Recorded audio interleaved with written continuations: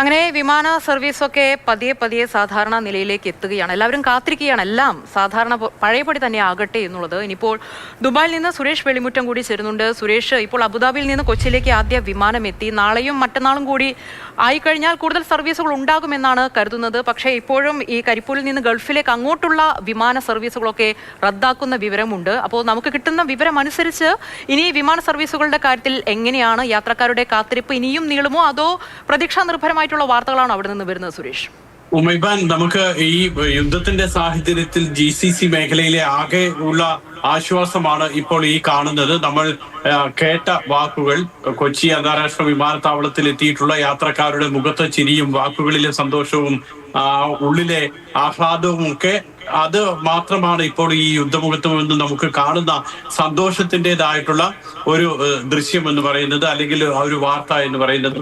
ഏതായാലും അബുദാബിയിൽ നിന്നും ആദ്യ വിമാനം പുറപ്പെടുന്നതായിട്ടെന്നുള്ള ഒരു വാർത്ത വളരെ പെട്ടെന്നാണ് വരുന്നത്. അബുദാബിയിൽ നിന്നും ആദ്യ വിമാനം പുറപ്പെടുന്നു എന്നുള്ള വാർത്ത വന്നു. പക്ഷേ ഇതൊന്നും പുതിയ ബുക്കിങ്ങോ അല്ലെങ്കിൽ ഈ ദിവസത്തേക്ക് വേണ്ടി ബുക്ക് ചെയ്തിട്ടുള്ള ആളുകളോ അല്ല, മറിച്ച് മുൻപ് യാത്ര ചെയ്യേണ്ടിയിരുന്ന ആളുകൾ അതത് വിമാനത്താവളങ്ങളിൽ എത്തി ആ വിമാനത്താവളങ്ങളിൽ കുടുങ്ങിപ്പോയിട്ടുള്ള ആളുകളുണ്ട്. അവരെയാണ് ഇപ്പോൾ ഒരു അടിയന്തര സാഹചര്യം എന്നുള്ള രീതിയിൽ പ്രത്യേക വിമാനങ്ങളിൽ അതത് വിമാന കമ്പനികൾ അവരുടെ യഥാർത്ഥ സ്ഥലങ്ങളിൽ എത്തിക്കുന്നത്. അതുകൊണ്ട് തന്നെ എല്ലാ വിമാന കമ്പനികളും വിമാനത്താവള അധികൃതരും അറിയിക്കുന്നുണ്ട്, ആരും വിമാനത്താവളത്തിലേക്ക് നേരിട്ട് വരരുത്, മറിച്ച് വിമാന കമ്പനികൾ വിളിച്ച് നിങ്ങളെ ഇൻഫോം ചെയ്യും. അങ്ങനെയുള്ള വിവരങ്ങൾ ലഭിക്കുന്ന ആളുകൾ മാത്രമേ വരാവൂ എന്നാണ് പറഞ്ഞത്. നാളെ ദുബായ് വിമാനത്താവളത്തിൽ നിന്നും കൂടുതൽ വിമാനങ്ങൾ ഇതുപോലെ പുറപ്പെടുന്നുണ്ട്. അതേപോലെ തന്നെയാണ് ഒമാനിലെ മസ്കറ്റ് വിമാനത്താവളത്തിൽ നിന്നുമുള്ള സർവീസുകളും ഇതുപോലെ ഭാഗികമായി പുനരാരംഭിക്കുന്നുണ്ട്. ഈ വിമാന കമ്പനികളൊക്കെ ഇപ്പോൾ ചെയ്യുന്നത് വിമാനത്താവളത്തിൽ ട്രാൻസിറ്റ് വിസയിലും മറ്റുമൊക്കെ എത്തി പെട്ടുപോയിട്ടുള്ള ആളുകളുണ്ട്, ഹോട്ടലുകളിൽ കുടുങ്ങിക്കിടക്കുന്ന ആളുകളുണ്ട്. അവരെ എത്രയും പെട്ടെന്ന് അവരുടെ സ്വദേശത്തേക്ക്, ഡെസ്റ്റിനേഷനിലേക്ക് എത്തിക്കുക, അതിനുള്ളൊരു പ്രയോറിറ്റിയാണ് ഇപ്പോൾ നൽകുന്നത്. നാളെ വൈകുന്നേരത്തോടു കൂടിയായിരിക്കും മറ്റ് വാണിജ്യാടിസ്ഥാനത്തിലുള്ള വിമാന സർവീസുകൾ ആരംഭിക്കുന്ന കാര്യത്തിൽ തീരുമാനമുണ്ടാകുക. അപ്പോൾ യാത്രക്കാർ കൃത്യമായി ശ്രദ്ധിക്കേണ്ട ഒരു കാര്യമാണ് സുരേഷ് വെളിമുറ്റം ഇപ്പോൾ പങ്കുവച്ചത്. വിമാന സർവീസുകൾ പതിയെ തുടങ്ങിയിട്ടുണ്ടെങ്കിലും വിമാനത്താവളങ്ങളിലേക്ക് യാത്രക്കാർ നേരിട്ടെത്തരുത്. കാരണം പ്രയോറിറ്റി ലിസ്റ്റ് ഉണ്ട്, അതിനനുസരിച്ച് വിമാന കമ്പനികൾ അറിയിക്കും. ആ അറിയിപ്പ് ലഭിച്ചവർ അവർക്ക് മാത്രമാണ് ഇപ്പോൾ സർവീസ് ലഭിക്കുക. അതുകൊണ്ട് വിമാനത്താവളങ്ങളിലേക്ക് എല്ലാവരും ദയവ് ചെയ്ത് നേരിട്ട് എത്താതിരിക്കുക. ആ നിർദ്ദേശങ്ങൾ അത് കൃത്യമായിട്ട് ലഭിക്കും.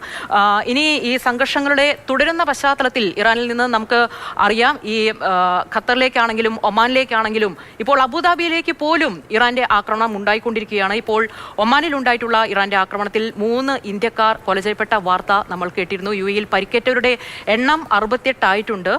സുരേഷ് വെളിമുറ്റം തുടരുന്നുണ്ട്. സുരേഷ്, ഈ ആക്രമണത്തിൽ ഇന്ത്യക്കാർ അവർ മരണപ്പെട്ടത് എങ്ങനെയാണ്?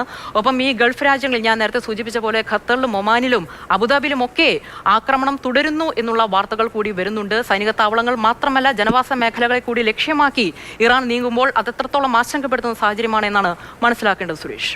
ഉമൈബാൻ, ഇതിൽ പല കാര്യങ്ങളുണ്ട്. ഒന്ന്, ഇന്ത്യക്കാർക്ക് ജീവൻ നഷ്ടപ്പെട്ടത്. അതിൽ ഏറ്റവും പ്രധാനം ഇന്ത്യക്കാർക്ക് ജീവൻ നഷ്ടപ്പെട്ട സംഭവങ്ങൾ പറയുന്നത് പ്രധാനമായും ഈ 2-3 സ്ഥലങ്ങളിൽ നിന്നുമാണ്.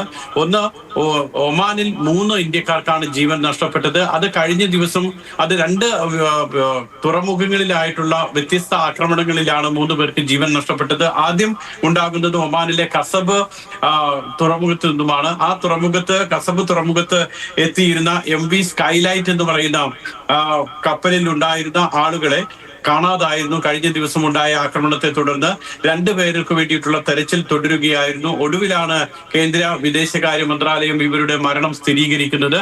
ഉത്തരേന്ത്യക്കാരാണ് അവർ 2 പേരും. മറ്റൊന്ന്, ഇന്ന് രാവിലെ ഉണ്ടായിട്ടുള്ള ആക്രമണം.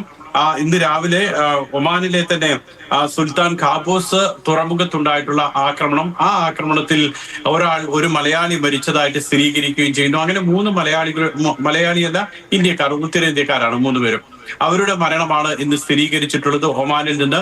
മറ്റ് മരണങ്ങൾ കൂടി ചേർക്കുമ്പോൾ ആകെ GCC രാജ്യങ്ങളിൽ ഈ ആക്രമണ സംഭവങ്ങളിൽ മരണം 8 ആകുന്നുണ്ട്. ഒമാനിൽ ഈ പറഞ്ഞതുപോലെ 3, UAE-യിൽ നേരത്തെയുള്ള 3 മരണങ്ങൾ, അതേപോലെ തന്നെ കുവൈറ്റിലും ബഹ്റൈനിലുമായിട്ടുള്ള ഓരോ മരണങ്ങൾ, ഇങ്ങനെ 8 മരണമാണ് സ്ഥിരീകരിച്ചിട്ടുള്ളത്. പരിക്കേറ്റവരുടെ എണ്ണത്തിൽ ഒരു കൃത്യതയില്ല, കാരണം പല രാജ്യങ്ങളിൽ നിന്നും പല കണക്കുകളും വന്നുകൊണ്ടിരിക്കുകയാണ്.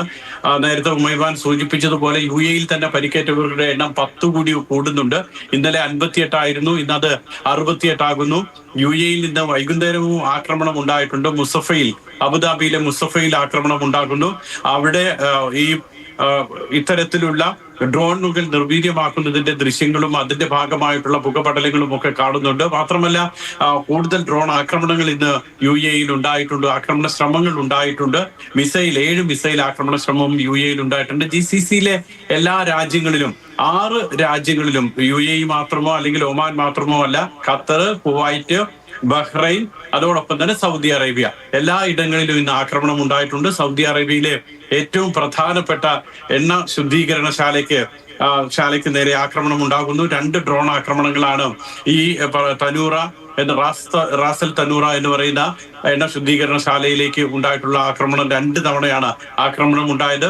അതുപോലെ തന്നെ ഒമാനിലൊക്കെ തന്നെ ഓയിൽ ടാങ്കറുകളെ ലക്ഷ്യം വെച്ചുകൊണ്ടുള്ള ആക്രമണമാണ്. കുവൈറ്റിലാണെങ്കിൽ അമേരിക്കൻ സൈനികർ താമസിക്കുന്ന കേന്ദ്രത്തിന്റെ അടുത്തൊക്കെയാണ് കൂടുതൽ ആക്രമണങ്ങൾ ഉണ്ടായിട്ടുള്ളതും. ഏതായാലും എല്ലാ GCC രാജ്യങ്ങളിലും ഇന്ന് ആക്രമണം ഉണ്ടായിട്ടുണ്ട്. സുരേഷ്, ജീവിതം തന്നെ സ്റ്റക്കായി പോകുന്ന ഒരു അവസ്ഥയിലാണ് ഇപ്പോൾ പശ്ചിമേഷ്യ. ഇപ്പോൾ വൈറ്റ് ഹൗസിൽ ഈ യുദ്ധം തുടങ്ങിയ ശേഷം ആദ്യമായിട്ട് ട്രംപ് മാധ്യമങ്ങളെ കണ്ടപ്പോൾ പറഞ്ഞത് ആശാവഹമായിട്ടുള്ള ഒരു കാര്യവുമല്ല, മാത്രമല്ല ഇറാനുമായിട്ടുള്ള യുദ്ധം അത് തുടരുക തന്നെ ചെയ്യുമെന്നാണ്. കാരണം സമാധാനത്തിനുള്ള എന്തെങ്കിലും ഒരു സാധ്യത ഉണ്ടാകുമെന്ന് നമ്മളൊക്കെ കരുതുമ്പോൾ, പ്രതീക്ഷിക്കുമ്പോൾ ഇറാനും നിലപാട് വ്യക്തമാക്കുകയാണ്. ഇനി ഒരു തരത്തിലുള്ള ചർച്ചയ്ക്കും തങ്ങൾ ഇല്ല എന്നുള്ളത്. ആയത്തുള്ള അലി ഖമീനി, അവിടുത്തെ പരമോന്നത നേതാവിനെ കുടുംബമടക്കം ഇല്ലാതാക്കി കഴിഞ്ഞ ഒരു നേതൃത്വത്തെ, അതായത് അമേരിക്കയും ഇസ്രായേലിനെയും ഒരുപോലെ ഇല്ലാതാക്കും എന്നുള്ള രീതിയിൽ ഇറാൻ നിലപാടെടുക്കുമ്പോൾ അവരുടെ അറ്റാക്കിംഗ് ഇപ്പോൾ നടന്നുകൊണ്ടിരിക്കുന്നത് ഈ ഗൾഫ് രാഷ്ട്രങ്ങളിലെ സൈനിക താവളങ്ങളിൽ മാത്രമല്ല, നേരത്തെ സൂചിപ്പിച്ച പോലെ തന്നെ ജനവാസ മേഖലകളിലേക്കൊക്കെ കൂടിയാണ്. അപ്പോൾ GCC രാജ്യങ്ങൾ നേരത്തെ എടുത്ത നിലപാട് എന്താണ് എന്നുള്ളത് നമുക്ക് മുന്നിലുണ്ട്. അപ്പോൾ ഇപ്പോൾ ഉള്ള ഈ ആശങ്കപ്പെടുത്തുന്ന സാഹചര്യങ്ങളിൽ ഒരു ഏതെങ്കിലും രീതിയിലുള്ള ഒരു സമവായത്തിലേക്ക് നീങ്ങാനുള്ള എന്തെങ്കിലും സാധ്യതകൾ, നീക്കുപോക്കുകൾ ഇപ്പോൾ മുന്നിലുണ്ടോ? എന്തൊക്കെ നിർദ്ദേശങ്ങളാണ് ഈ പൗരന്മാരോട് ജാഗ്രതയുമായി ബന്ധപ്പെട്ട് ഇപ്പോൾ അവിടുത്തെ ഭരണകൂടം നൽകിയിരിക്കുന്നത്? ഏറ്റവും പ്രധാനം ഇപ്പോൾ GCC രാജ്യങ്ങളെല്ലാം തന്നെ അതിൽ സ്വദേശികളെന്നോ അല്ലെങ്കിൽ പ്രവാസികളെന്നോ ഉള്ള ഭേദമില്ലാതെ എല്ലാവർക്കും നൽകുന്ന നിർദ്ദേശം പരമാവധി വീടുകളിൽ തന്നെ കഴിയുക എന്നുള്ളതാണ്. അതേസമയം തന്നെ ആളുകളിൽ പരിഭ്രാന്തി ഇല്ലാതിരിക്കാൻ, പരിഭ്രാന്തി ഉണ്ടാകേണ്ട കാര്യമില്ല എന്നുള്ള നിർദ്ദേശം നൽകുന്നുണ്ട്.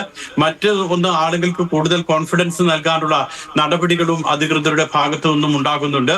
അതോടൊപ്പം തന്നെ ഈ ഭക്ഷ്യസാധനങ്ങളൊക്കെ ഉറപ്പാക്കാനുള്ള നടപടികൾ തുടങ്ങിക്കഴിഞ്ഞു. ഇപ്പോൾ അല്പം മുൻപ് UAE ദുബായിൽ നിന്നും വന്നിട്ടുള്ള ഒരു വിവരം, ദുബായ് RTA, ദുബായ് നഗരത്തിലെ എല്ലാ റോഡുകളും ട്രക്കുകൾക്ക് ഉപയോഗിക്കാൻ വേണ്ടിയിട്ടുള്ള അനുമതി കൊടുത്തിരിക്കുകയാണ്. മുൻപൊക്കെ ആണെങ്കിൽ തെരഞ്ഞെടുത്ത റോഡുകളിലൂടെ മാത്രമേ, അല്ലെങ്കിൽ പ്രത്യേകം അനുവദിച്ച സമയത്ത് മാത്രമേ ട്രക്കുകൾക്ക് പോകാൻ പാടുള്ളൂ എന്നുള്ള നിയന്ത്രണമുണ്ട്. ഇന്നിപ്പോൾ അല്പം മുൻപ് അറിയിക്കുന്നു അത്തരത്തിലുള്ള എല്ലാ നിയന്ത്രണങ്ങളും എടുത്തു മാറ്റുകയാണ്. നാളെ മുതൽ എല്ലാ റോഡുകളിലും ട്രക്കുകൾക്ക് എപ്പോൾ വേണമെങ്കിലും സഞ്ചരിക്കാമെന്ന്, കാരണം ചരക്ക് നീക്കം സുഗമമാക്കുകയാണ് അതിന്റെ ലക്ഷ്യമെന്ന് അറിയിക്കുന്നുണ്ട്. അതോടൊപ്പം തന്നെ ഈ വിനോദസഞ്ചാര കേന്ദ്രങ്ങളൊക്കെ അടച്ചിട്ടിട്ടുണ്ട്. എല്ലാ വിനോദസഞ്ചാര കേന്ദ്രങ്ങളിലും ഏറ്റവും പ്രധാനപ്പെട്ട വിനോദസഞ്ചാര കേന്ദ്രങ്ങളൊക്കെ ഇപ്പോഴും അടഞ്ഞു കിടക്കുക തന്നെയാണ് ചെയ്യുന്നത്. സ്കൂളുകളുടെ പഠനം വീണ്ടും ഓൺലൈനിലേക്ക് മാറ്റിയിട്ടുണ്ട്. അബുദാബിയിലെ ബാപ്റ്റിസം ഹിന്ദു ടെമ്പിൾ ഈ മാസം 9-ാം തീയതി വരെ അടച്ചിടുമെന്നാണ് അധികൃതർ അറിയിച്ചിട്ടുള്ളത്. അടുത്ത തിങ്കളാഴ്ച വരെ പതിയെ ശരിയായി വരട്ടെ. ഇപ്പോൾ വിമാന സർവീസുകൾ തുടങ്ങിക്കഴിഞ്ഞു. അത് പരിമിതപ്പെടുത്തിയിട്ടാണെങ്കിലും അത് തുടങ്ങി എന്നുള്ളത് വലിയ ആശ്വാസം തന്നെയാണ്. അങ്ങനെ ഓരോ കാര്യങ്ങളും സാധാരണ രീതിയിലേക്ക് മാറട്ടെ, സംഘർഷങ്ങൾക്ക് ഒരു അയവ് വരട്ടെ. ലോകം കാത്തിരിക്കുന്ന പോലെ, പ്രതീക്ഷിക്കുന്ന പോലെ എല്ലാ യുദ്ധവും അത് മാറി സമാധാനത്തിന്റെ ഒരു അന്തരീക്ഷം, ഈ കലുഷിതമായിട്ടുള്ള സാഹചര്യങ്ങളൊക്കെ മാറി സമാധാനത്തിന്റെ അന്തരീക്ഷം വരട്ടെ. നമുക്ക് കാത്തിരിക്കാം സുരേഷ്.